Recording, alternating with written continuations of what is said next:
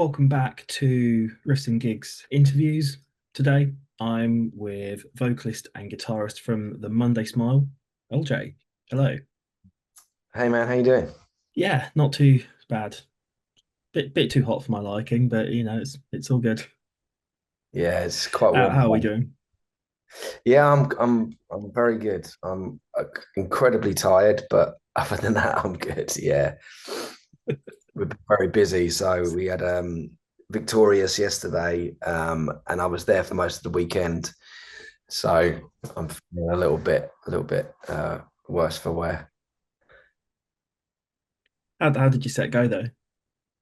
It was awesome. Yeah, we had a great time. We've not been together for very long, so the fact that we managed to pick up a couple of festivals this year is quite exciting for us. And it was an early slot, which was strange. I've never really sung that early in the morning, so.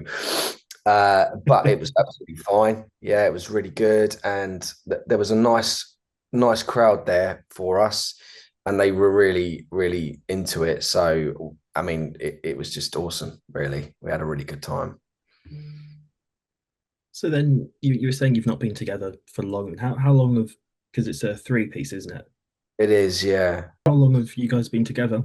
I would say that when Russell joined the band, we'd only been together, I think it was like 3 or 4 months. So if we're going from when me and Wookie, the drummer, met and started the band, we've been together for about a year and a half now. Uh, but Russell didn't join for probably a couple of months after that. Um, yeah, so you're probably looking at just sort of like a just shy of about 14 months, something like that. We've been together. Which is really good that you've had these opportunities to go to these festivals and stuff.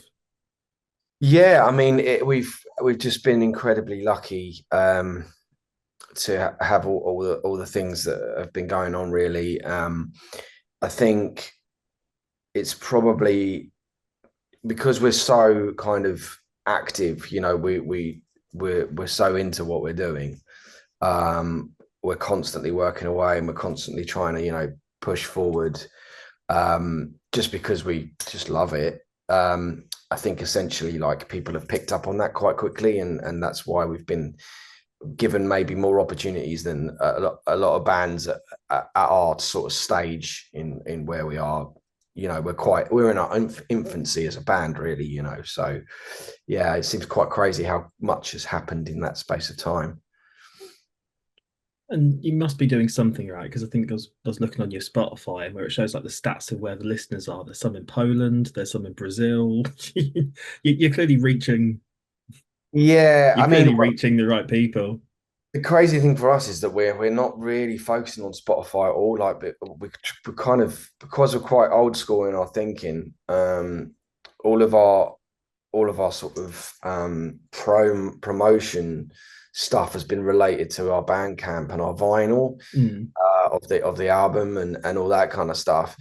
And it's not like we've intentionally tried to ignore Spotify or digital stuff. It's just something that I'm a person who loves vinyl, so I immediately kind of gravitate towards that.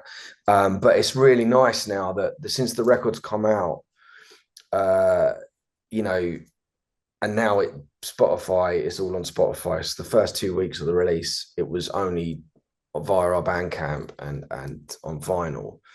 And then the next 2 weeks later, or maybe a week later, actually, it came out on digital everywhere.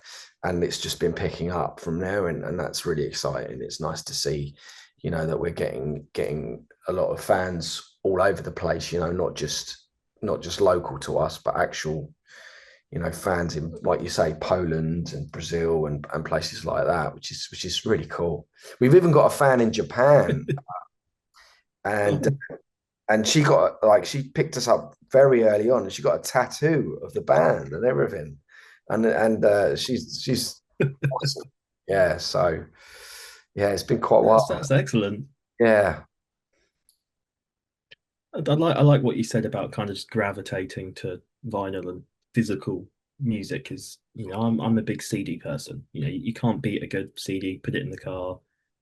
You know, and whilst I think, I mean, less and less cars are having CD players now, but you can still hold on to the physical media as a collection.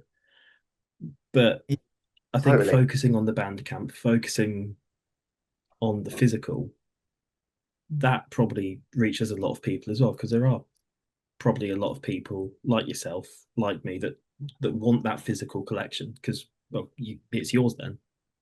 Yeah, I completely agree. Um, and I think, vinyl is a format that's very popular now anyway. People are kind of um, going back to that because they want to have something.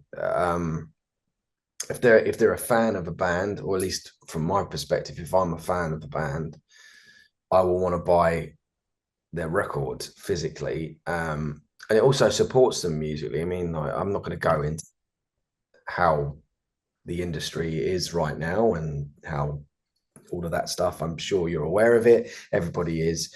And we could talk for hours about the politics of that, but that's not. But the main thing here though for us is that we wanted to, because we started our own label and we've done it ourselves, and we're not a band that really like follows trends and stuff. It's not really something we care about, and we just want to do what makes us happy, really. And it was like, right, what do we want to do? We want to put out a record sooner rather than later, and we want to put it on vinyl, and we want to release it ourselves, and we did that. And yeah, so and that's just coming from a fan perspective, because I'm a fan, of music. Mm.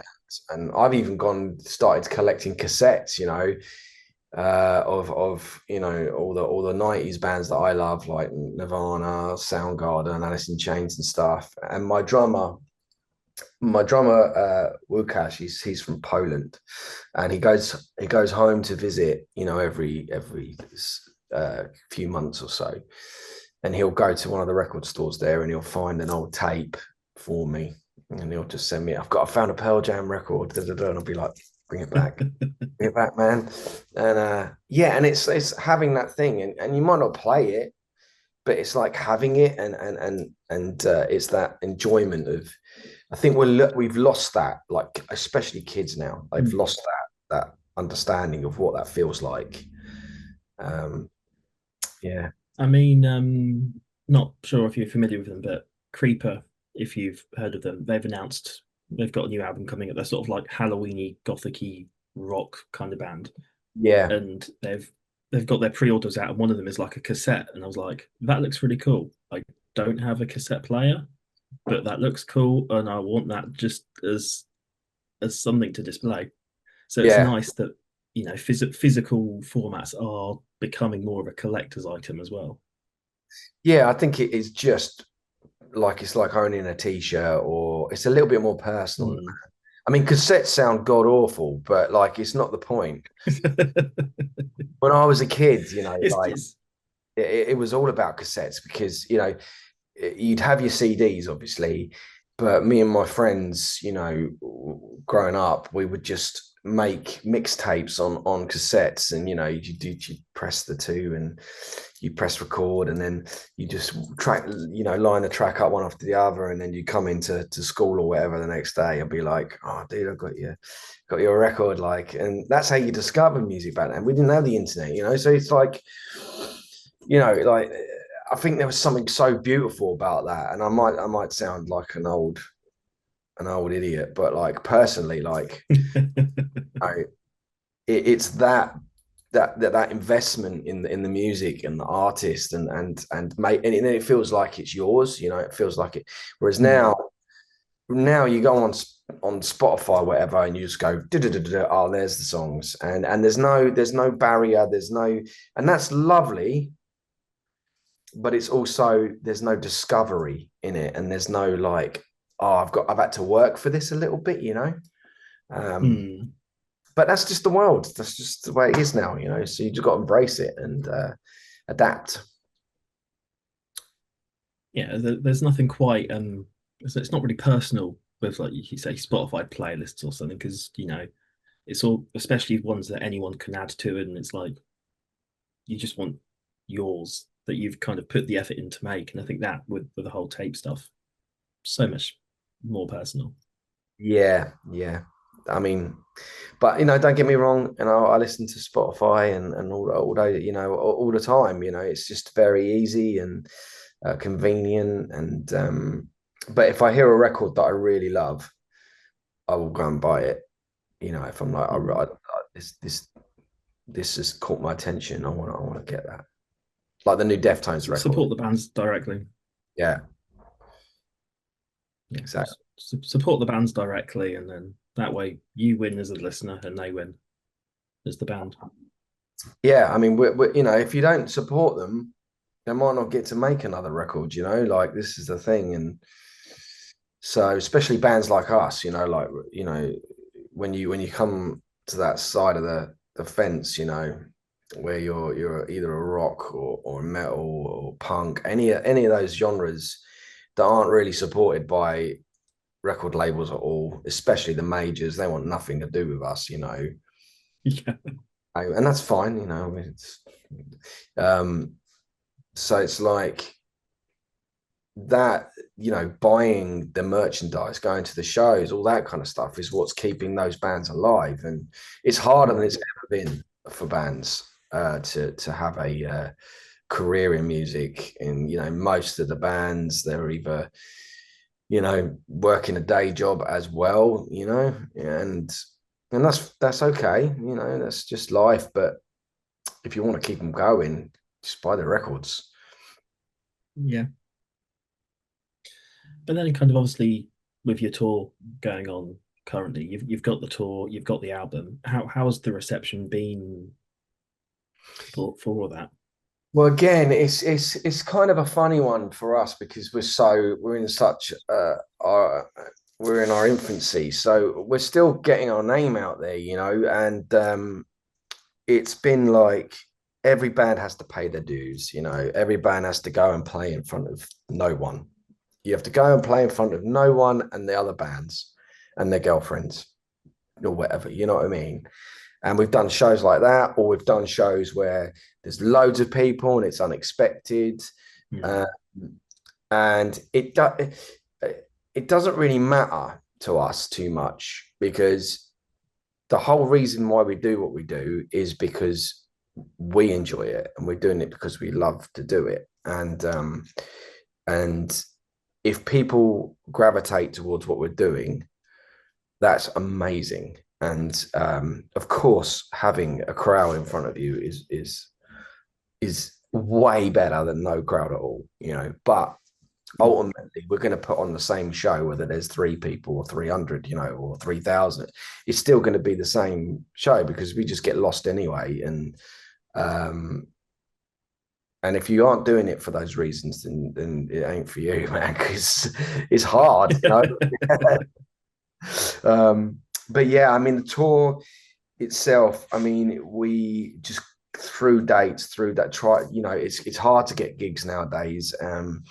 And there aren't as many venues as there used to be. So we're really trying to just push our way through and try and make those connections with promoters. And when you're doing it yourself, when you don't have an agent or a label kind of backing you up and pushing it for you, you've really got to find your own ways through. But we've worked with a few different promoters and that really like us and have given us quite a few shows.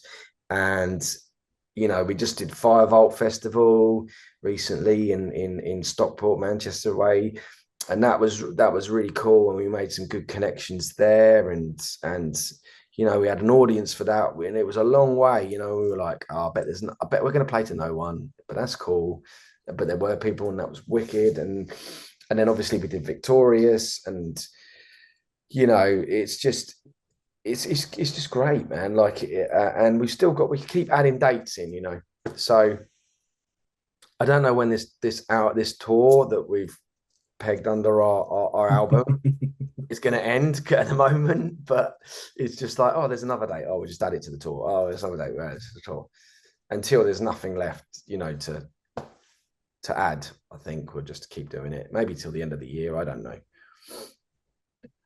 I think that's the best bit, because obviously with you being in your infancy, as you've said, you've not, with the contacting promoters, with the trying to get into venues, you've not really got anything to lose.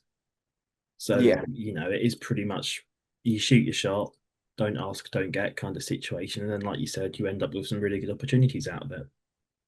exactly. Yeah. And I mean, because the internet is a wonderful thing and it allows everyone to connect with each other. But the problem with that also, the other side of that is that there are loads and loads and loads of bands contacting these promoters on a daily basis. And that can probably be quite exhausting if you're a promoter trying to just sort of fill some slots, and then you've only got a certain amount. And also your main concern is trying to sell these tickets and get bodies in the room, which is, we all know, is even harder today than it ever has been. So I can completely sympathise with promoters in that respect. We stay out of London though. We don't really go into London to play, and that's not because we don't want to play London. It's just because our experience of promoters in London have been extremely negative. Apart from a couple, like Civil Wars is a great promoter in London. He puts on really good shows. And there's like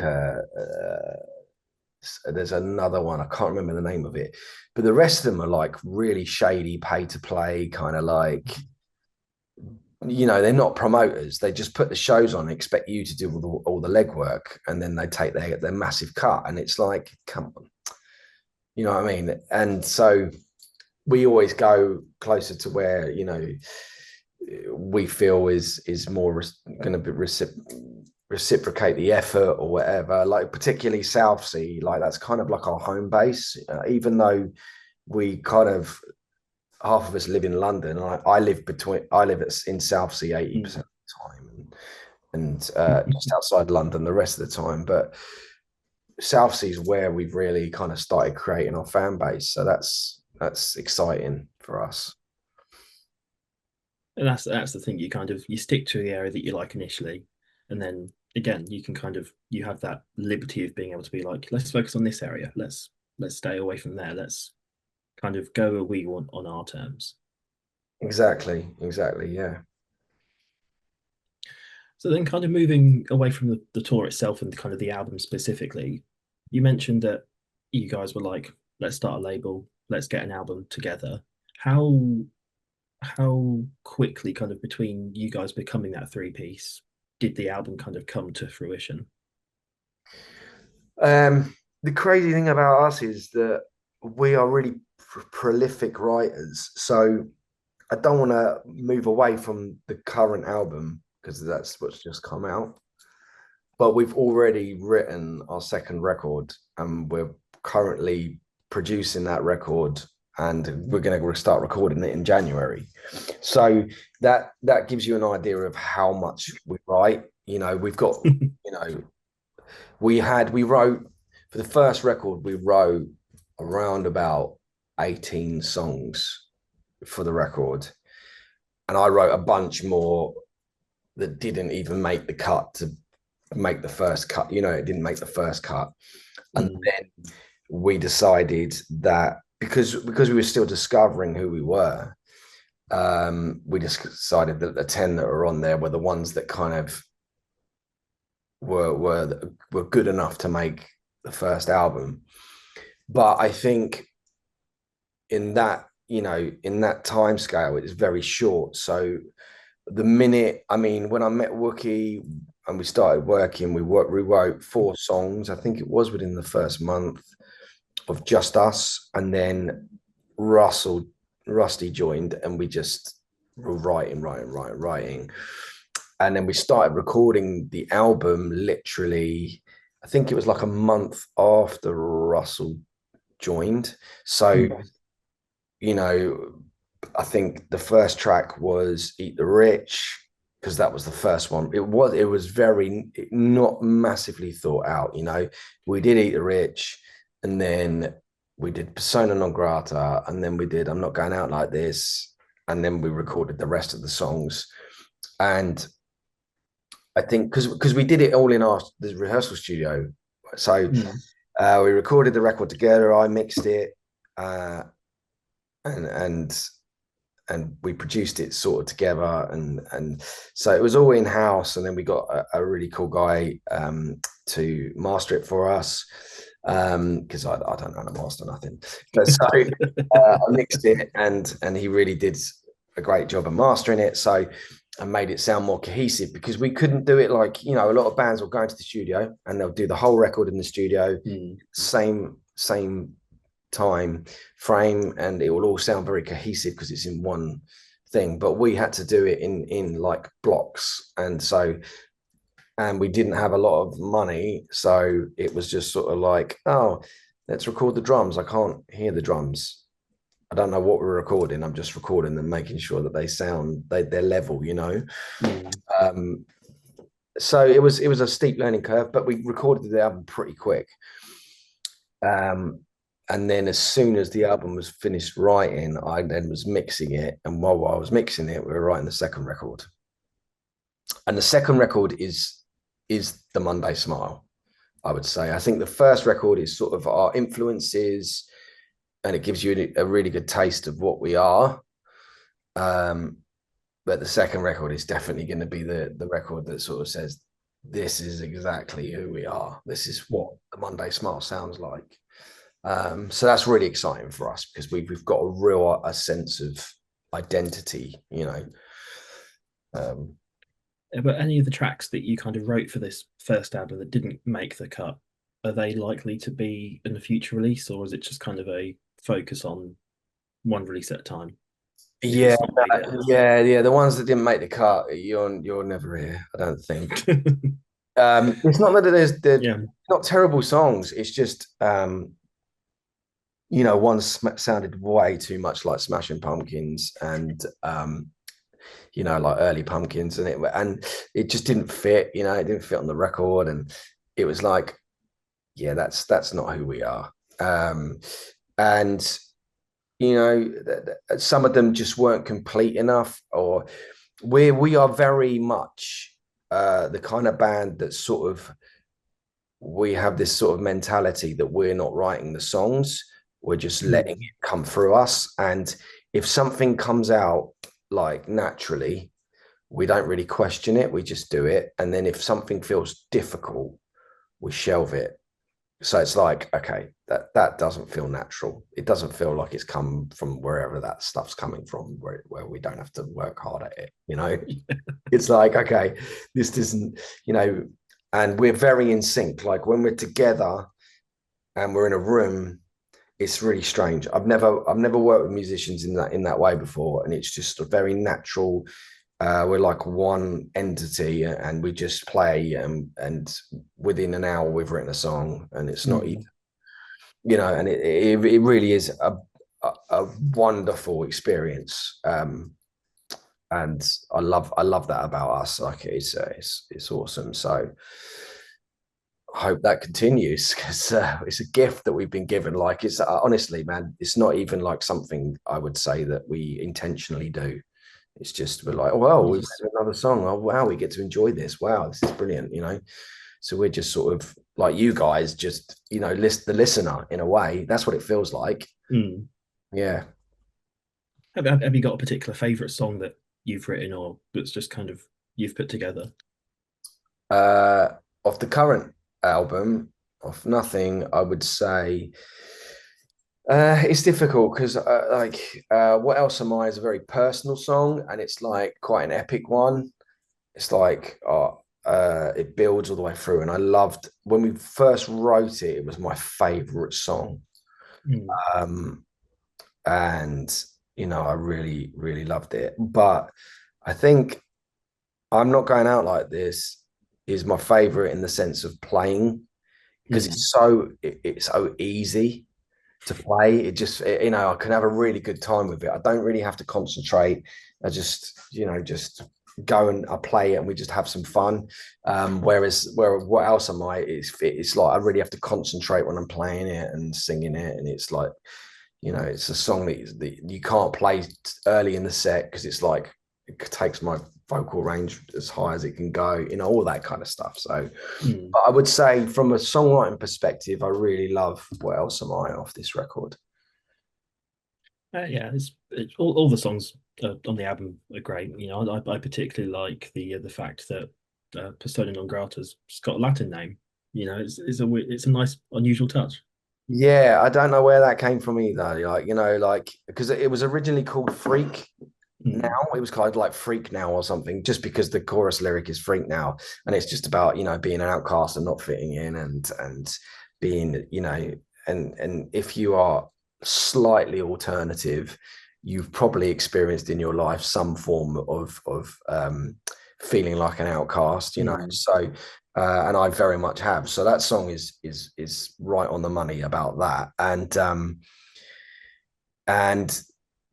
I remember thinking persona non grata, and I was like, what does that even mean? Like, I actually had to look it up because I was like, oh, that would make, I think that's what it means. It means to be an outcast. And I had to look it up, and I was like, yeah, actually, it does mean that. Okay, perfect. This song, that's what it's going to be called. I remember getting a comment earlier on Instagram or whatever it was from someone that heard it and was like, I really like the song, but I don't understand the name. And I was like, maybe it's because it's in a different language. I don't know, dude. Maybe, just look it up, see what happens, dude, Uh, but yeah, I like that about it. Yeah. I'm used to bands like Ghost having weird Latin names and all sorts. So Yeah. a slightly different language doesn't faze me too much. Cool. So then, kind of, obviously, you were saying that this second album that you've been working on is more you guys. What would you define kind of your sound as then? Who would you say kind of your biggest inspirations are? Well, we were sort of labeled this new grunge thing, or there's neo grunge, or there's all this thing going around about a grunge revival and all that kind of stuff. And like that's what I've grown up on. I absolutely love Nirvana, Alice in Chains, Soundgarden, Smashing Pumpkins, Pearl Jam. I could list all the other 90s bands I love too. And I have such a deep love for that sort of sound, not just the Seattle stuff, but also the stuff around it that came out too.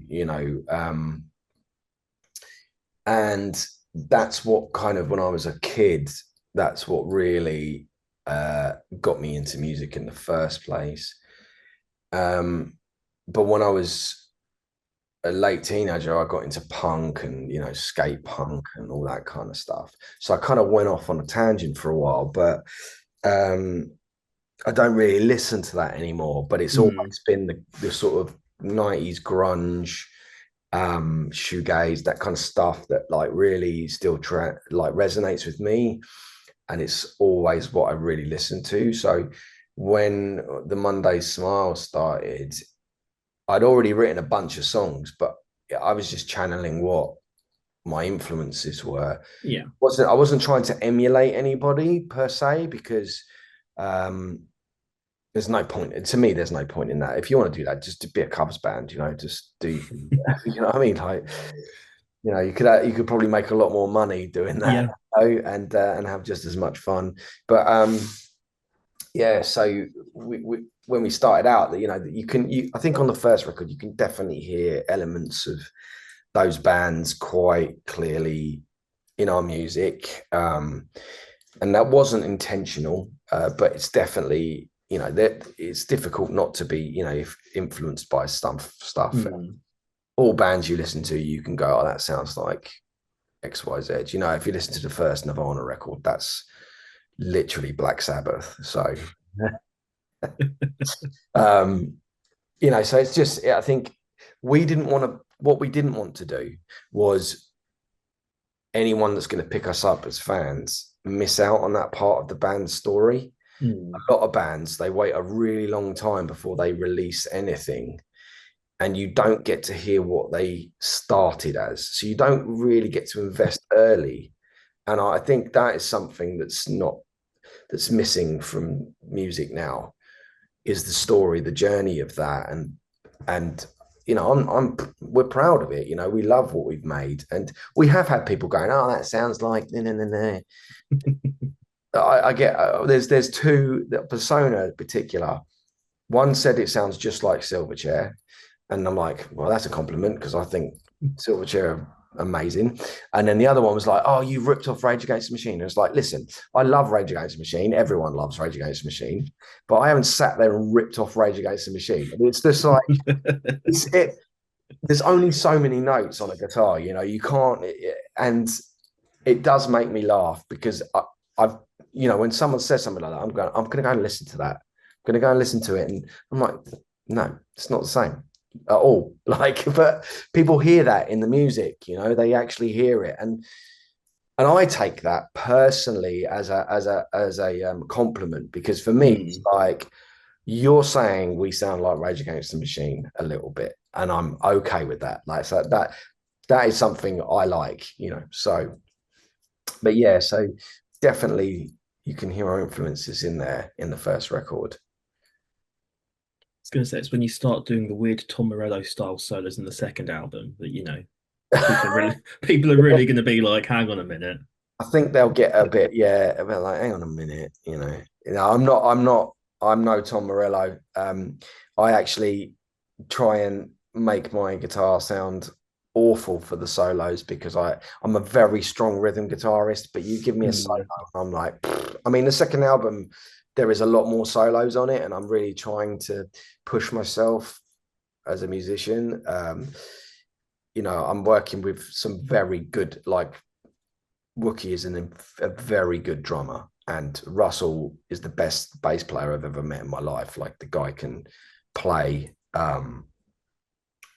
He's just amazing. I mean, where he grew up listening to Rancid and Matt Freeman from Rancid, and I don't know if you're familiar with them, but that bass player, he could play all his bass lines, you know, from an early age. So that's really where he's come from.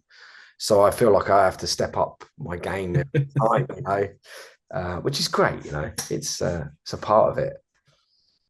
I think that's the thing. When you're with strong musicians, subconsciously that makes you a stronger musician. It's like you're all lifting each other up. You're all working together. I couldn't agree more. And I guess kind of looking to wrap up my last question, still focusing on the album. What was the inspiration behind the artwork? Really, really cool album artwork. Where did that come from? So I sat at my computer, and so essentially the album, Nothing. If we want to go get deep about it, we can. But essentially, the reason why we called it Nothing is because that's what I see.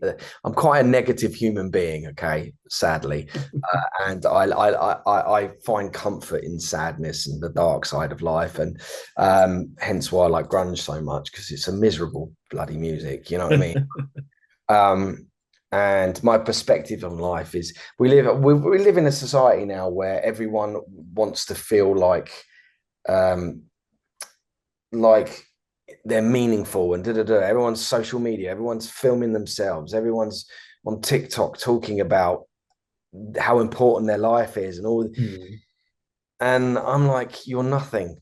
Like, everybody's nothing. It's meaningless, all of this. Like, our band is me. Like, one day we're all gonna not exist, and nothing's gonna exist, and nothing's gonna matter, because nothing does. And that's essentially why we called the record Nothing, because and there's a beauty in that, though, because it's freeing. It's freeing to know that no matter what happens, it doesn't matter. It's insignificant. And the album cover itself.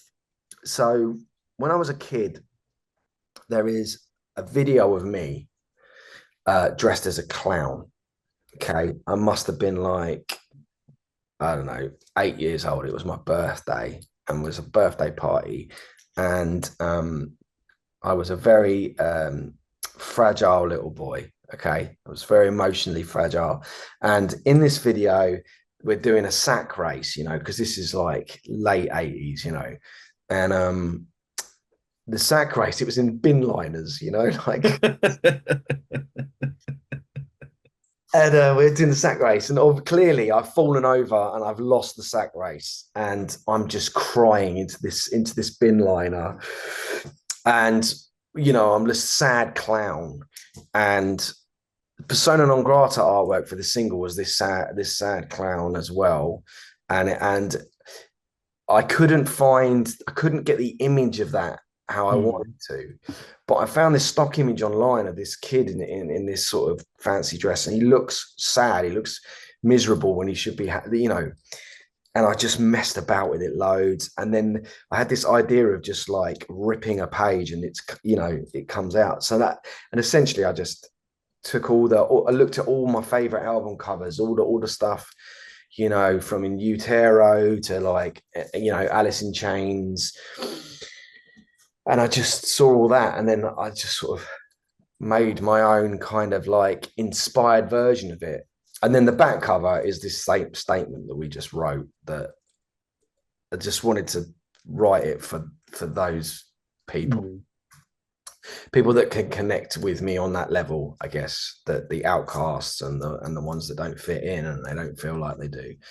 And because I think that's what music does beautifully, is it allows people to connect that feel like they don't belong anywhere, and they can go, I don't belong here, but I do when I listen to this band. That's what Nirvana did with me, they made me feel like I had a place in the world. And I think we all want to feel like we mean something, even though we don't, and that's the album, really. I tried to convey that in the artwork, I think. I just think it was because it's obviously not any picture directly linking to you guys, but Yeah. it's enough of an intrigue to be like, well, what's this? And I like the fact you mentioned kind of the back artwork, because that links back to talking about Spotify versus physical.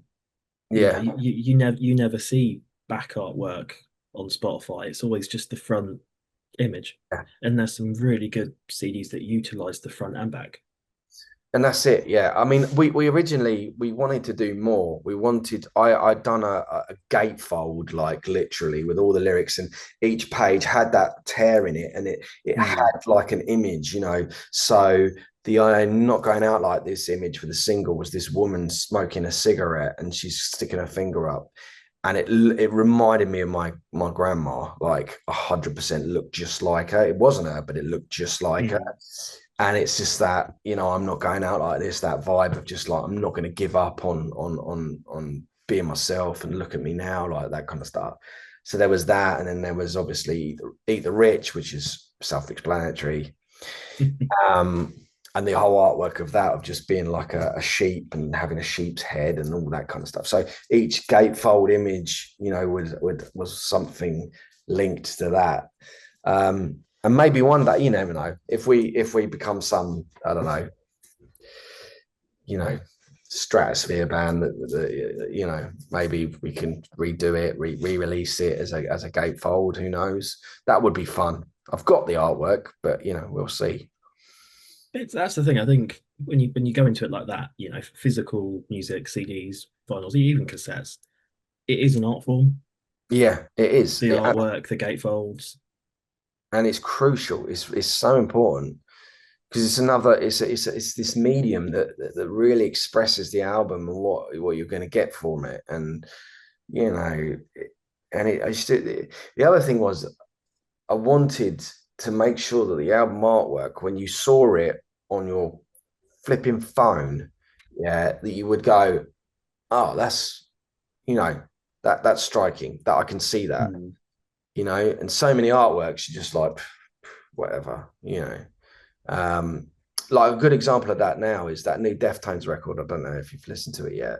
I've not listened to it, but is that the one with like the green snake? Yeah, with the white snake and the green back. It's so striking. It's like, whoa, what, and that pulls your eye in, And I think nowadays, like, it's got to be that big, you know, and still pull your eye in. And we're not doing, I didn't do it for that specific reason, but I wanted the nothing to be very big. And I wanted Mm. to be like a big statement, you know, even bigger than the band name. And that's why it's like, right, okay. On the vinyl, my favorite thing on the whole record, right, is on the vinyl, on the A side, it says nothing. And on the B side, it says still nothing. So Nice. it's just a white label. There's no like, you know what I mean? So it's just, yeah. So it's all well thought out in that sense. And again, art, it's about expressing the band and our message, or our negative message, or whatever you want to call it. Will the second album be equally as negative, or Yeah, we've got, yeah? well, yeah, yeah. In fact, it's more, I think it's much more morose than the first. Um, and we've got like a clear idea of where we want to take it and what we want to do. And it's, to me, it's well exciting because there's loads of like creative ideas Mm. with the artwork and everything. And, you know, we've got a really cool producer lined up that's going to work with us in South Sea, and we've booked the studio, and it's going to be a lot of songs on the album, hopefully. And, you know, all kinds of, I don't want to talk about it now because I don't want to say something and it not happen, or, You fall into that trap. yeah, but yeah, we're just demoing them right now. Like we finished producing the songs, so we're just demoing them. So we want to do the record as live as possible. Mm. Um, not, you know, because that's what, you know, a band like us, it's about being quite visceral and like capturing the energy of what we are live. Um, so doing it live is probably the only way to really do that. So we'll see. We'll see how it goes. I mean, it all sounds very interesting and exciting. Thanks, man. Yeah, I'll let you know when it comes off. We managed to pull it off. I'm sure you'll be fine. Thanks, man. So just before we do wrap up, is there anything obviously you want to let people know? Any kind of upcoming shows, socials, etc.? We're just trying to, you know, we're continually booking shows whenever we can. We're trying to branch out, you know, we're looking for shows outside of where we've played, you know, and we really want to get into Europe as well at some point. There are things, you know, that we're thinking about. So just you know, I think I'll just take the opportunity to thank everyone that's bought a record, really. Um, you know, we did a GoFundMe at the start, and we had a lot of contributions, and that was really awesome because it actually made the record happen. So without those people taking the time and believing in us and doing it, yeah, we wouldn't be having this conversation. And yeah, and it, you know, every day we're getting sales, and clearly people are starting to pick up on the record and enjoy it, and I'm just really grateful that people even care, you know. It's nice. So but I think, yeah, there's a lot to come from us in the future, and we're constantly looking for new exciting things to do, and that's just for us, so hopefully it'll be exciting for the fans. And um yeah. But yeah, no, I very much look forward to seeing what you guys do next, and I'll keep an eye out definitely. Thanks then. But no, I really appreciate you taking the time Oh to no, have this thank you chat and you know, stuff. thanks for having me, man. I really appreciate it. No, it's all good. It's nice kind of supporting each other and stuff like that. You know, everyone wins. Absolutely, yeah. But yeah, no, thank you so much. I'll definitely keep you posted with when this drops, etc. Awesome, man. And yeah, we'll keep in touch. Awesome, mate. Thanks very All much. right.